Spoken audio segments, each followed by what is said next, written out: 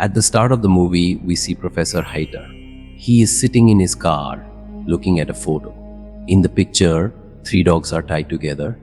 While he's sitting there, a truck pulls up nearby. The truck driver steps out and heads into the woods to use the bathroom.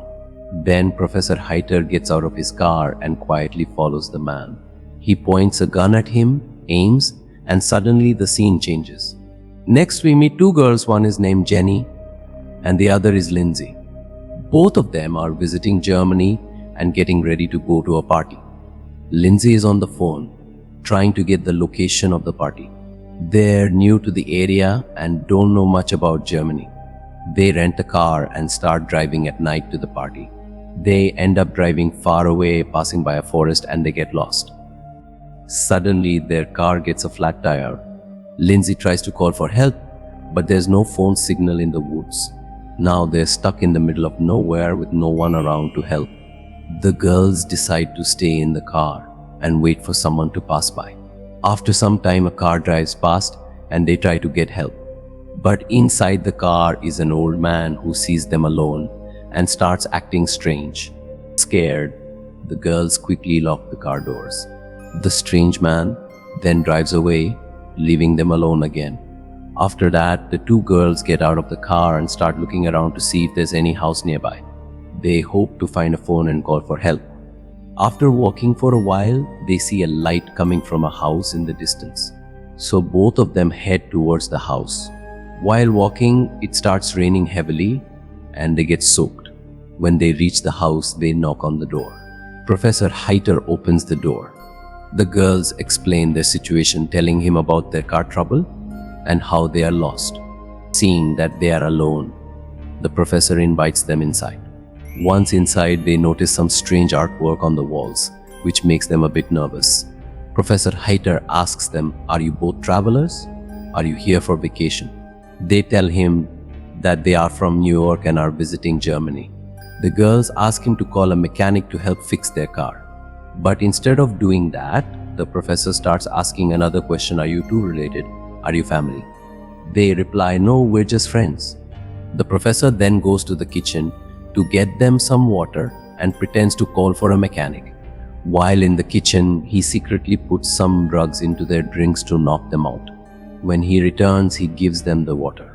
Lindsay drinks her entire glass, but Jenny accidentally drops hers. Seeing this, the professor gets angry and shouts. He quickly goes to the basement to get a towel to clean up the mess and also grabs a syringe. Meanwhile, Lindsay starts feeling dizzy and slowly passes out because of the drug. Jenny, still conscious, asks the professor if he can try calling for help again. But the professor refuses and suddenly injects Jenny with the drug, knocking her out too.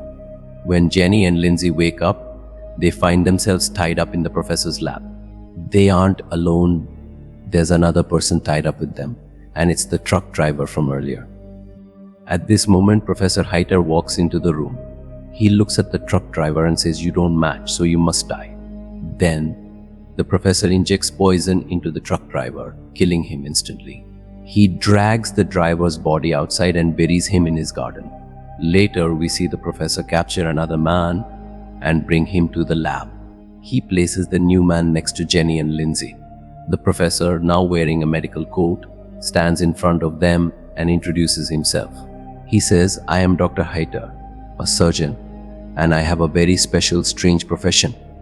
He explains that he likes to surgically connect living things together. Recently, he performed an operation where he connected 3 dogs, one behind the other, into one creature.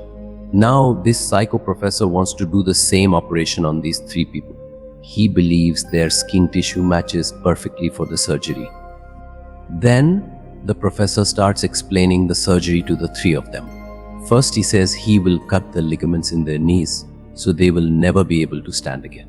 Then, he explains that he will cut the mouths of subjects B and C. He plans to attach subject B's mouth to subject A's backside and attach subject C to the back of subject B. After that, he will remove the skin from their buttocks and jaws and sew them together. He will make a human centipede by connecting them in a line. In this horrible experiment, The food that Subject A eats will pass as waste into Subject B's mouth, and from there it will go to Subject C. This sick plan is what the crazy doctor is about to carry out. This was the first time he was attempting this kind of surgery on humans. First, he injects the man Subject A to knock him out. Then he goes to Jenny to inject her as well. But just as he starts injecting Jenny, Lindsay manages to free her hands by biting through the ropes. She quickly runs away, escaping the lab. She finds a room, runs inside, and locks the door behind her. However, the professor breaks the window and gets inside the room. Lindsay escapes again but falls into a pool outside the house. The psycho doctor arrives at the pool and tries to cover it to trap her inside. But suddenly the lights go out, giving Lindsay a chance to escape again. She runs back into the house and returns to the lab where she frees Jenny, who is still unconscious from the injection. Lindsay tries to drag Jenny out of the lab, but the professor shoots her with the same injection from behind, knocking her out too. The professor then takes both girls back to the lab. After that, he begins the surgery on all three of them. The operation is completed, and a few days later we see the doctor's horrifying human centipede is finally ready. But even though the surgery on the three people was completed, their wounds were still fresh and not fully healed. The doctor then tries to make them stand up. In this human centipede, the man is at the front, Lindsay is in the middle, and Jenny is at the back. All of them are in extreme pain. Despite this, the doctor forces them to stand and starts taking pictures. Afterward, he shows them their reflection in the mirror. When they see what's been done to them, they all start crying. The professor treats them like animals, locking them in a cage. He even feeds them like animals, giving food only to the man at the front. Then we see the doctor taking them outside to his garden. At that moment, the man feels the need to use the toilet. Since the three are connected, his waste passes into Lindsay's mouth, and she is forced to swallow it. It's a disgusting and horrifying scene. A few days later, the doctor checks on them. He finds that the man is doing fine physically, but Lindsay's health is getting worse.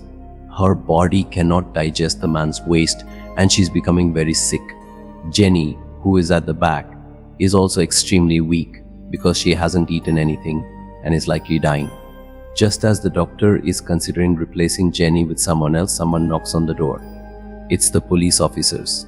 They've come looking for Jenny and Lindsay, who had been missing for days, and they found the girl's car not far from the professor's house.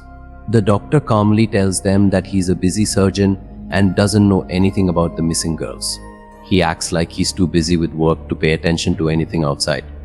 Then, to keep the police from getting suspicious, the doctor goes to the kitchen to get them some water. Of course, he mixes drugs into the water to knock them out, just like he did with the girls. Then the police tell the doctor that someone heard the missing girls' voices coming from his house. The doctor panics and yells at the officers to drink the water he gave them, but they get suspicious and drop the glasses. The doctor makes an excuse to go to the basement, saying he needs to get a towel. Once in the basement, he grabs the same syringe he used to knock out the others, planning to use it on the police. But this time, the doctor gets caught. Trying to get out of trouble, he argues that the police have no warrant to accuse him of anything. The officers leave to get the warrant papers.